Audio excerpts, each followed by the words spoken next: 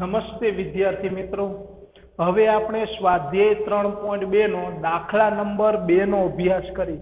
દાખલા નંબર 1 માં આપણને જે પ્રશ્ન આપેલા હતા એ પ્રશ્નના જવાબ આપણે આના આગળના લેક્ચરમાં જોયા. હવે આપણે દાખલા નંબર 2 જોઈએ.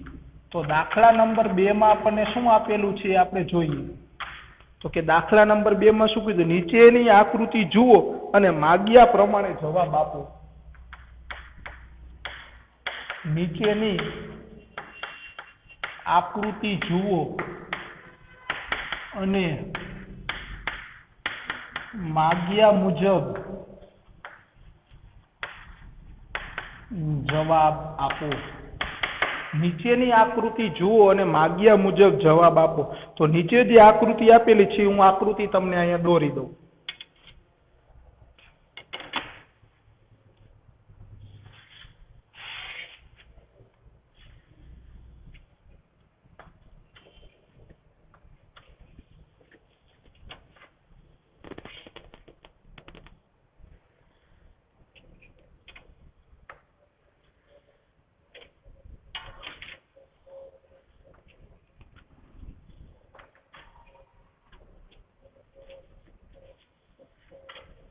આકૃતિ જે દોરેલી છે હું તમને અહીંયા દોરીને આપી દઉં. X X dash, Y Y dash. હવે બિંદુઓ દર્શાવેલા છે 1 2 3 4 5 અને 6.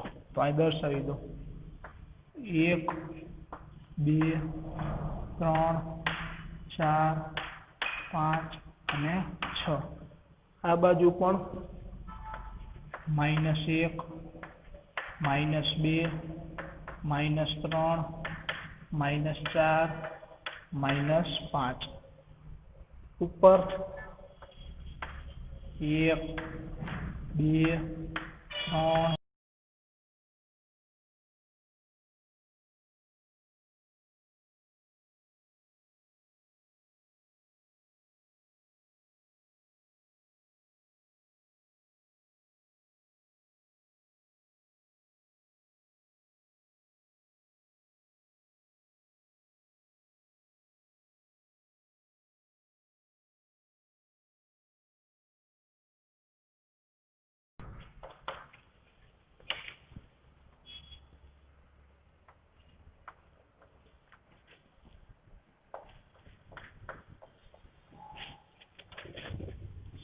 આ બિંદુનું નામ આપેલું છે બી.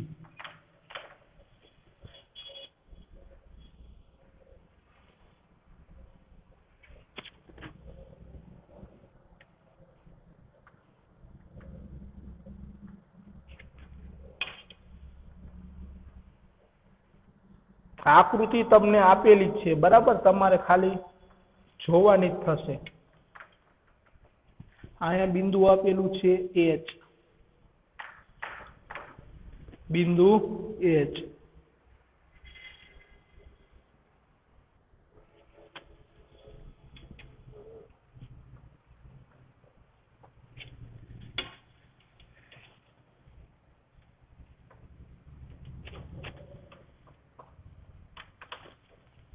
અહીંયા બિંદુ આપેલું છે ડી.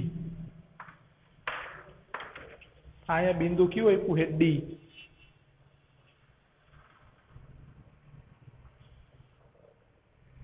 અહીંયા આપેલું છે એમ.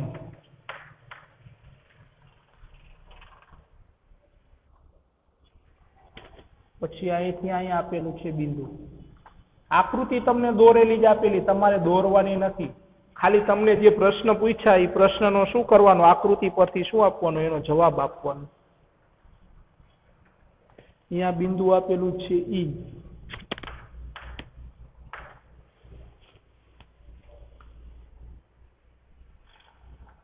પછી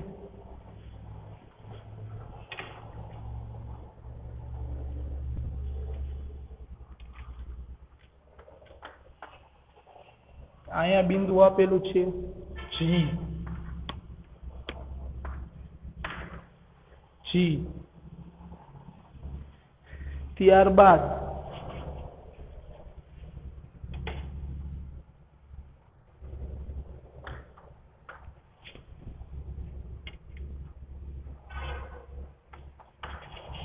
બિંદુ આપેલું છે સી,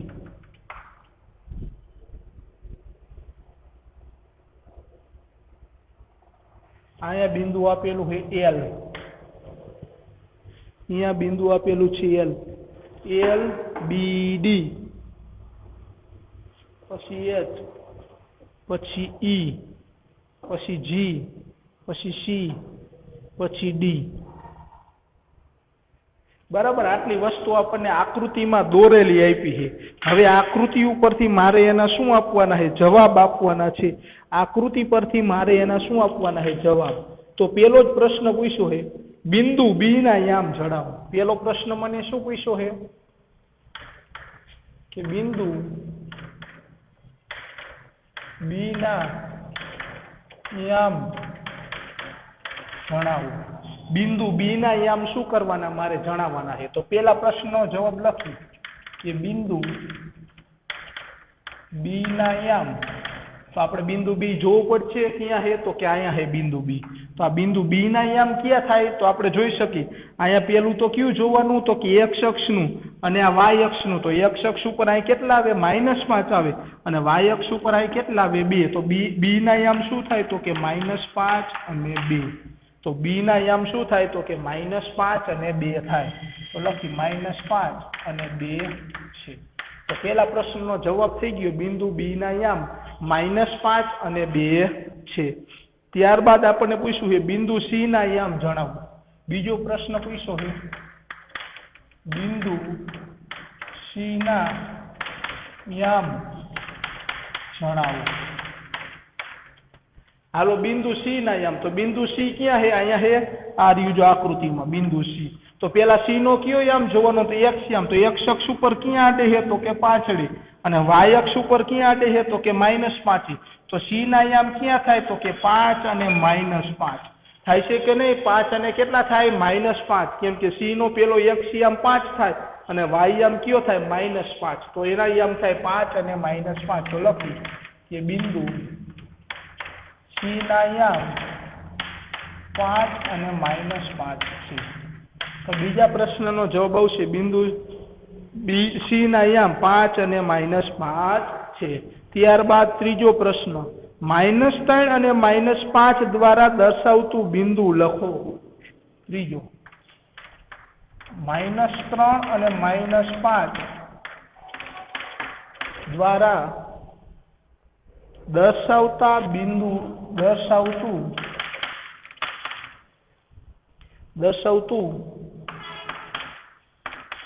બિંદુ લખો. ઓકે, -3 અને -5 રહ્યા. -3 અને -5 એ દર્શાવતું બિંદુ કયું થાય છે? એનું નામ લખવાનું. આપણા જે બિંદુ લખ્યા એલ બી ડી બરાબર સી જી ઈ એચ, એમાંથી કયું બિંદુ થાય? તો -3 અને -5. તો -3 ક્યાં જોવાનો? એક્સ અક્ષ ઉપર. અને -5 ક્યાં જોવાના? તો કે વાય અક્ષ ઉપર. તો એક્સ અક્ષ ઉપર -3 ક્યાં છે? તો કે અહીંયા છે. અને વાય અક્ષ ઉપર -5 ક્યાં છે? તો કે અહીંયા. તો આ બંને ભેગા ક્યાં થાય? તો કે અહીંયા થાય. તો આ ઈ ના યામ રહ્યા ને એ -3 અને -5 છે. તો એ બિંદુ કયું થાય? તો કે ઈ બિંદુ. આ ઈ બિંદુના જ યામ ક્યાં થાય? -3 અને 5. તો આપણે જવાબ લખી કે -3 અને -5 દ્વારા દર્શાવતું બિંદુ કયું થાય છે? ઈ થશે. કયું બિંદુ થશે? તો કે ઈ બિંદુ થશે. ત્યારબાદ આપણે ચોથો પ્રશ્ન જોઈએ. તો ચોથા પ્રશ્નમાં આપણને શું પૂછ્યું છે? તો કે 2 અને -4 દ્વારા દર્શાવતું બિંદુ લખો. 2 અને -4 દ્વારા દર્શાવતું બિંદુ લખો. 2 અને -4 દ્વારા દર્શાવતું બિંદુ. તો વળી પાછું આપણે એક્સ અક્ષ ઉપર 2 જોવાના, વાય અક્ષ ઉપર -4. તો એક્સ અક્ષ ઉપર 2 અહીંયા છે અને વાય અક્ષ ઉપર -4 ક્યાં છે? અહીંયા છે. તો આ બે બિંદુ ક્યાં ભેગા થાય? તો કે જી માં. જી ના યામ ક્યાં થાય? 2 અને -4. તો કયું બિંદુ થાય? તો કે જી બિંદુ. તો જવાબ લખી 2 અને -4 દ્વારા દર્શાવતું બિંદુ કયું થાય? 2 અને -4. તો કે જી બિંદુ કયું થાય? તો કે જી. બિંદુ જી થશે. કેમ કે આગળ આપણને જે આલેખ ઉપર દર્શાવતા બિંદુ આવડી ગયા એટલે આ પ્રશ્ન તમને કોઈ પણ પૂછે બધા જ પ્રશ્નના તમે જવાબ લખી શકો. ત્યારબાદ પાંચમો પ્રશ્ન જોઈએ. તો પાંચમા પ્રશ્નમાં શું કીધું? બિંદુ ડી નો એક્સ યામ જણાવો. બિંદુ ડી નો એક્સ યામ જણાવો. બિંદુ ડી નો મારે એક્સ જ યામ કહેવાનો, વાય યામ કહેવાનો નથી. તો બિંદુ ડી ક્યાં હે? આયા હે. આ રહ્યું બિંદુ ડી. એનો કયો યામ કીધો? આ રહ્યો એક્સ યામ થાય ને આ કયો યામ થાય? વાય યામ. તો આના મારે ડી ના યામ લખવો હોય તો ડી ના યામ ક્યાં લખી શકું? તો કે એક્સ યામ 6 અને વાય યામ કેટલા થાય? 2. પણ મને આયા ખાલી શું પૂછ્યું છે? બિંદુ ડી નો ફક્ત મને કયો યામ પૂછેલો છે? એક્સ જ યામ પૂછ્યો છે. તો આપણે ઈ જ દર્શાવી કે બિંદુ ડી નો એક્સ યામ કયો થાય? આ પેલો રહ્યો એક્સ યામ કહેવાય, બીજો રહ્યો વાય યામ. તો એક્સ યામ શું થાય? 6 થશે. 6 થશે. બિંદુ ડી નો એક્સ યામ કેટલો થશે? 6 થશે. ત્યારબાદ છઠ્ઠો પ્રશ્ન જોઈએ. તો છઠ્ઠા પ્રશ્નમાં શું પૂછ્યું છે? બિંદુ એચ નો વાય યામ જણાવો.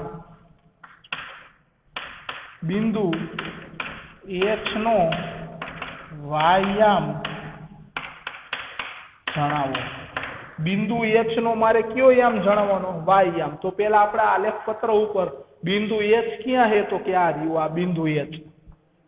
આ મળી ગયું બિંદુ એચ. એનો મને કયો યામ પૂછ્યો? વાય યામ પૂછ્યો. તો પેલા આ જે આડો થાય એ કયો યામ થાય? વાય અક્ષ ઉપર વાય યામ થાય અને આ એક્સ યામ થાય. તો આના મારે યામ લખવો હોય તો શું થાય? તો કે -5 અને આ બાજુ ક્યાં આવે? તો કે -3. એટલે એચ ના યામ થાય -5 અને -3.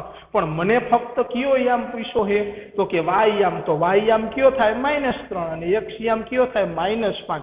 પણ મને પૂછેલો કયો યામ છે? તો કે વાય યામ. તો લખી કે બિંદુ એચ નો વાય યામ કયો થાય છે? વાય યામ -3 થશે. -3 થશે. ત્યારબાદ સાતમો પ્રશ્ન જોઈએ. તો સાતમા પ્રશ્નમાં શું પૂછ્યું છે? બિંદુ એલ ના યામ જણાવો. બિંદુ એલ ના યામ જણાવો. બિંદુ એલ ના યામ લખો. તો બિંદુ એલ ક્યાં છે? તો પેલા આપણે એલ બિંદુ ગોતવું પડશે. તો બિંદુ એલ ક્યાં છે? તો તમે જોઈ શકો છો અહીંયા બિંદુ એલ છે. આ તો બિંદુ એલ ના યામ તો કે કયા અક્ષ ઉપર બિંદુ છે? તો કે વાય અક્ષ ઉપર. તો એનો મતલબ એવો કે એક્સ યામ એનો શું હશે? 0. એક્સ યામ શું હશે? 0. અને વાય યામ ક્યાં હોય બિંદુ? તો કે 5. એટલે કે આના યામ શું થાય? 0 અને 5. કેમ 0 એક્સ યામ? તો કે બિંદુ કયા અક્ષ ઉપર છે? તો કે વાય અક્ષ ઉપર. વાય અક્ષ ઉપર બિંદુ હોય તો એનો એક્સ યામ હંમેશા શું થાય? 0 થાય. તો લખી કે બિંદુ એલ ના યામ. બિંદુ એલ ના યામ. તો બિંદુ એલ ના યામ ક્યાં થાય? તો કે વાય અક્ષ ઉપર બિંદુ છે એટલે એક્સ યામ મારો શું થાય? 0. અને વાય યામ એટલે કયા બિંદુ છે? તો કે 5 બિંદુ. એટલે કે 0 અને શું થાય છે? 5 થશે. 0 અને કેટલા થાય છે? 5. ત્યારબાદ આઠમો પ્રશ્ન જોઈએ. તો આઠમો પ્રશ્ન મને શું આપેલો છે? તો કે બિંદુ એમ ના યામ જણાવો. બિંદુ એમ ના યામ જણાવો. બિંદુ એમ ના યામ મારે શું કરવાના છે? જણાવવાના. તો બિંદુ એમ પેલા મારે ગોતવું પડશે. તો કે આ રહ્યું જો બિંદુ એમ અહીંયા. તો હવે તમે જોઈ શકો કે બિંદુ એમ કયા અક્ષ ઉપર છે? તો કે એક્સ અક્ષ ઉપર. તો હવે મને ખબર પડી ગઈ કે એનો વાય યામ શું આવશે? 0. અને એક્સ યામ જે બિંદુ હોય તો કયો આવશે? -3 અને 0. કેમ 0? તો કે બિંદુ કયા અક્ષ ઉપર છે? એક્સ અક્ષ ઉપર. તો બિંદુ જો એક્સ અક્ષ ઉપર હોય તો એનો વાય યામ હંમેશા શું થાય? 0 થાય. તો બિંદુ એમ ના યામ. બિંદુ એમ ના યામ ક્યાં થાય? એક્સ અક્ષ ઉપર છે એટલે વાય યામ 0 ને એક્સ અક્ષ ઉપર ક્યાં છે? તો કે -3.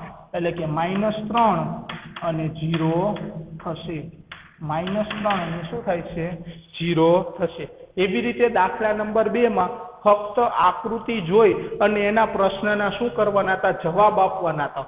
તો મેં આકૃતિ જોઈ અને એના પ્રશ્નના જવાબ તમને મેં આપી દીધા. આ એના શું થયા? દરેકના જવાબ. અને આ આકૃતિ તમને રકમમાં શું કરેલી છે? દોરેલી આપેલી છે.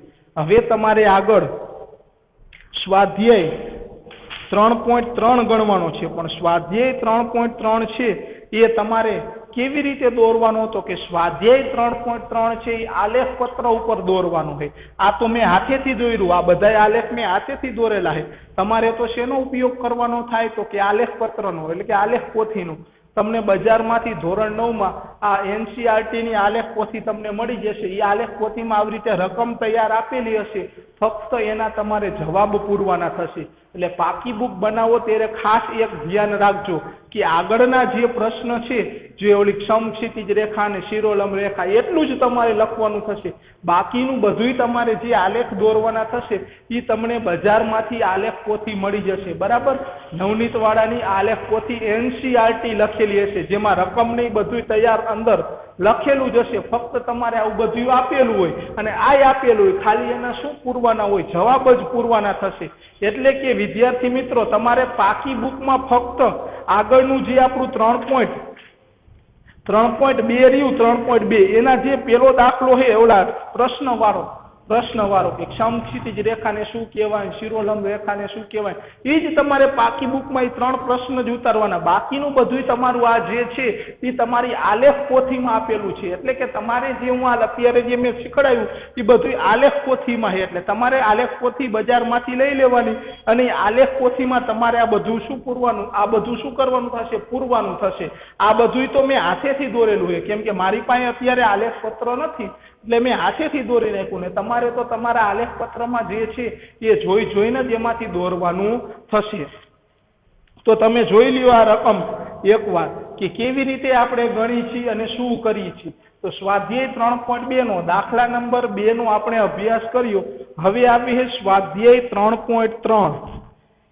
એના આપણે શું કરવાના છે, એના 2 દાખલા છે, 1 અને 2. એ બંને દાખલા ગણો એટલે આ ચેપ્ટર તમારું શું થઈ જાય છે, પૂરું થઈ જાય છે. તો આપણે સ્વાધ્યાય 3.3 નો દાખલા નંબર 1 જોઈએ. તો સ્વાધ્યાય 3.3 નો દાખલા નંબર 1.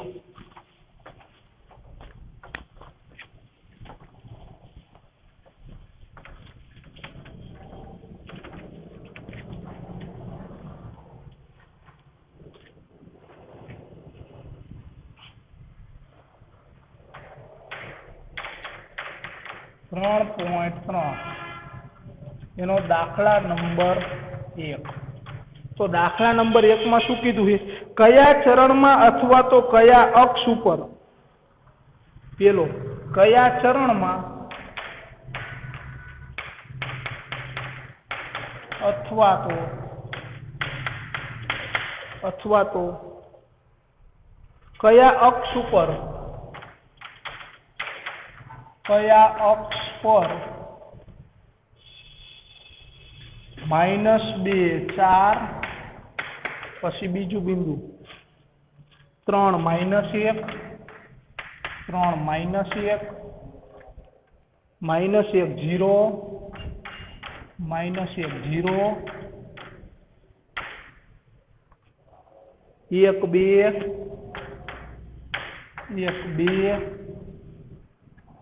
-3 -5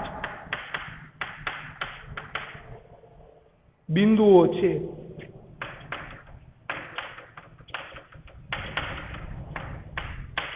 પછી શું પૂછ્યું છે, તમારા જવાબની ચકાસણી બિંદુઓને યામ સમતલમાં દર્શાવી કરો. તમારા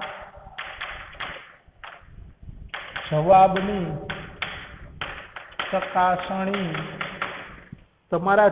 ચકાસણી બિંદુઓને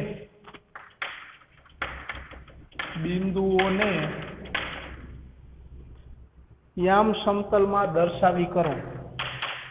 યામ સમતલમાં દર્શાવી કરો. તમને જે આ બિંદુઓ આપ્યા છે, આ બધા બિંદુઓ, આ બિંદુઓ કયા ચરણમાં છે અથવા તો કયા અક્ષ ઉપર છે. કેમ કે x આમ 0 હોય તો y અક્ષ ઉપર આવે, ને y આમ 0 હોય તો x અક્ષ ઉપર આવે.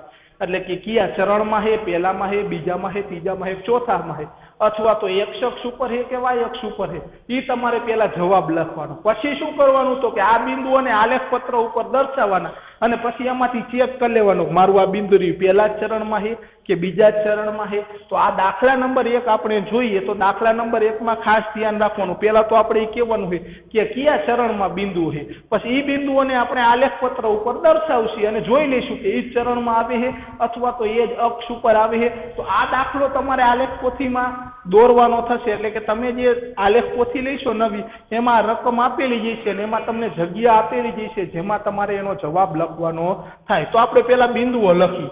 તો બિંદુઓ આપણને આપેલા છે, બિંદુઓના યામ અને બિંદુનું સ્થાન. આપણે આવું કોષ્ટક બનાવી નાખી, બિંદુના યામ અને બિંદુના સ્થાન.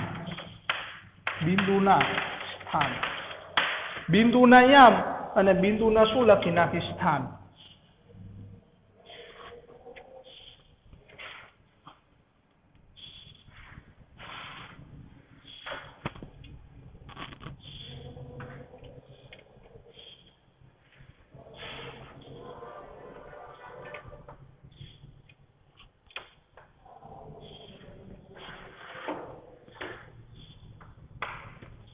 બિંદુના સ્થાન અને બિંદુના યામ આપણે બે લખીએ અને સ્થાન કયા ચરણમાં છે અથવા તો કયા અક્ષ ઉપર છે એ જણાવવાનું. હાલો પેલું બિંદુ લઈએ -2 અને -4. સોરી, -2 અને 4. તો -2 અને 4 એટલે કે ઋણ અને ધન કયા ચરણમાં આવે? ઋણ અને ધન કયા ચરણમાં આવે? તો કે ઋણ અને ધન મારું કયા ચરણમાં આવે? તો કે બીજું ચરણ. કયું ચરણ આવશે? તો કે બીજું ચરણ. તો પેલાનો -2 અને 4 આપણું કયા ચરણમાં આવશે? તો કે બીજા ચરણમાં. બીજું બિંદુ જોઈએ 3 અને -1. તો ધન અને ઋણ કયા ચરણમાં આવે? તો કે ધન અને ઋણ આપણા કયા ચરણમાં આવશે? તો કે ચોથા ચરણમાં. તો આ કયું ચરણ થશે? તો કે ચોથું ચરણ. તો જવાબ લખી નાખી ચોથું ચરણ. ત્યારબાદ ત્રીજો જોઈએ -1 અને કેટલા આપ્યા છે? 0. -1 અને 0. તો કયો યામ 0 છે? તો કે y યામ 0 છે. y યામ 0 હોય તો બિંદુ કયા અક્ષ ઉપર આવે? તો કે x અક્ષ ઉપર. એવું આપણે અગાઉ શીખી ગયા. તો આપણે લખી -1 અને 0 ક્યાં આવશે? તો કે x અક્ષ પર.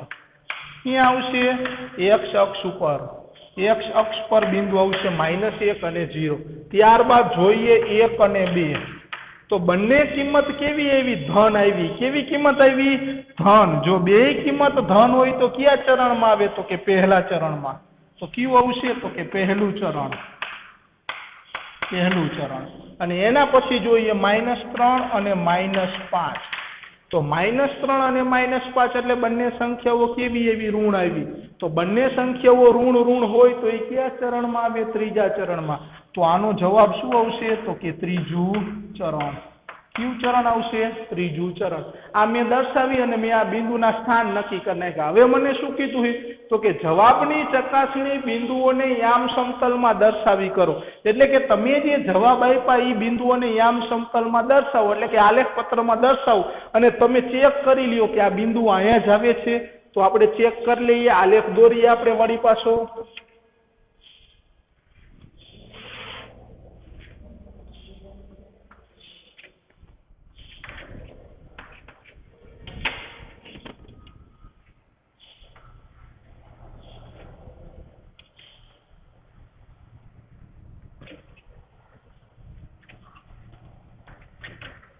આ x, આ x ડેશ, આ y, y ડેશ. હવે આપણે બિંદુઓને દર્શાવી દઈએ. 1, 2, 3, 4 અને 5. આ બાજુ -1, -2, -3, -4, -5. આ બાજુ લખીએ એની ઉપર 1, 2, 3, 4, 5, 6. -1, -2, -3, -4, -5 અને -6. હવે આપણે પેલું બિંદુ દર્શાવીએ -2 અને 4. તો x અક્ષ ઉપર -2 જોવાના અને y અક્ષ ઉપર 4 જોવાના. તો -2 x અક્ષ ઉપર અહીંયા છે અને 4 અહીંયા. તો બંને ક્યાં ભેગા થાય? તો કે અહીંયા ભેગા થાય. તમારે ફૂટપટ્ટીથી આમ લીટી કરવી હોય તો આમ લીટી તૂટક રેખા તમે કરી શકો. આપણે -2 અને -4. તો આ અહીંયા બિંદુ આવ્યું -2 અને 4. સોરી -4 નહીં પણ કેવા થાય 4. તો તમે જોઈ શકો એ કયા ચરણમાં આવે? તો કે બીજા ચરણમાં. તો મેં શું જવાબ લખ્યો? બીજું જ ચરણ લખ્યું. તો બીજા ચરણમાં જ આવે છે. ત્યારબાદ બીજું બિંદુ જોઈએ 3 અને -1. તો 3 ક્યાં જોવાનું? તો કે x અક્ષ ઉપર અને -1 ક્યાં જોવાનું? y અક્ષ ઉપર. તો 3 x અક્ષ ઉપર ક્યાં છે? અહીંયા છે. અને -1 રહ્યો એ y અક્ષ ઉપર. તો y અક્ષ ઉપર ક્યાં? -1 અહીંયા. આ બંને ક્યાં ભેગા થાય? અહીંયા ભેગા થાય. આના અહીંયામાં આવે 3 અને -1. તો કયા ચરણમાં આવ્યા? તો કે ચોથા ચરણમાં. તો મેં જવાબ શું લખ્યો? ચોથું ચરણ લખ્યું છે. ચોથું ચરણ. આ બિંદુ દર્શાવવાના છે તમારે. આ 3 અને આ બિંદુ દર્શાવી દીધું મેં. 3 અને -1 આ બિંદુ મેં દર્શાવી દીધું. -2 અને 4. ત્રીજું જોઈએ -1 અને 0. જો y આમ 0 હોય તો બિંદુ x અક્ષ ઉપર આવે. તો x અક્ષ ઉપર -1 ક્યાં છે? અહીંયા. તો આ બિંદુ મારું અહીંયા આવશે. તો કયા અક્ષ ઉપર આવ્યું? તો કે x અક્ષ ઉપર જ આવ્યું. જોઈ લ્યો જ્યાં -1 x અક્ષ ઉપર આવ્યું. તો મેં અહીંયા જવાબમાં પણ શું લખ્યું છે? x અક્ષ. ત્યારબાદ પેલું જોઈએ 1 અને 2. તો 1 x અક્ષ ઉપર અને 2 y અક્ષ ઉપર. તો 1 અને 2 x અક્ષ ઉપર 1 અહીંયા છે અને y અક્ષ ઉપર 2 અહીંયા. બંને ક્યાં ભેગા થાય? અહીંયા ભેગા થાય. તો આના અહીંયા શું આવે? તો કે 1 અને 2. તો કયા ચરણમાં બિંદુ આવ્યું? તો કે પહેલા ચરણમાં. તો મેં અહીં જવાબ શું લખ્યું? પહેલું ચરણ. શું લખ્યું છે? પહેલું ચરણ. ત્યારબાદ છેલ્લું જોઈએ -3 અને -5. તો -3 ક્યાં જોવાના? x અક્ષ ઉપર અને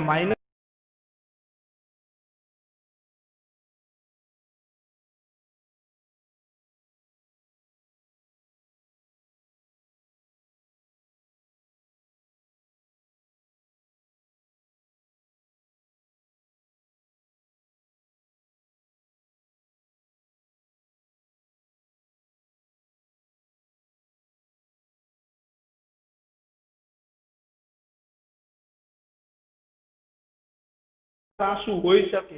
તમારે તો ફૂટપટ્ટીની મદદથી આલેખ પત્ર ઉપર દોરવાનું થશે. ત્યારબાદ હવે આપણે દાખલા નંબર 1 જોયો. હવે આપણે દાખલા નંબર 2 જોવાનો થશે. તો દાખલા નંબર 1 માં તો તમારે પહેલા શું કરવાનું હતું? બિંદુના નામ, બિંદુના નામ હતા અને આમે એનું શું દર્શાવવાનું હતું? સ્થાન. કે કયા ચરણમાં? પહેલા ચરણમાં છે, બીજામાં છે, ત્રીજામાં છે કે ચોથામાં, અથવા તો x અક્ષ ઉપર છે કે y અક્ષ ઉપર. એના સિવાય તો બીજું ક્યાંય બિંદુ આવે નહીં. એ 4 ચરણમાં આવે અથવા તો 2 અક્ષમાં આવે. તો મારે એનો જવાબ લખવાનો. તો એ જવાબ મેં લખી નાખ્યો.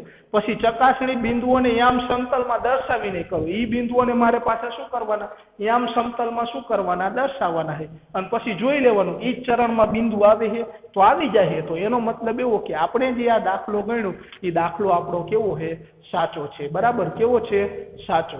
તો અહીંયા સુધી આપણે રાખી છીએ આ લેક્ચરમાં. ત્યારબાદ દાખલા નંબર 2 નો આપણે દાખલા નંબર 2 હવે પછીના લેક્ચરમાં લેશું.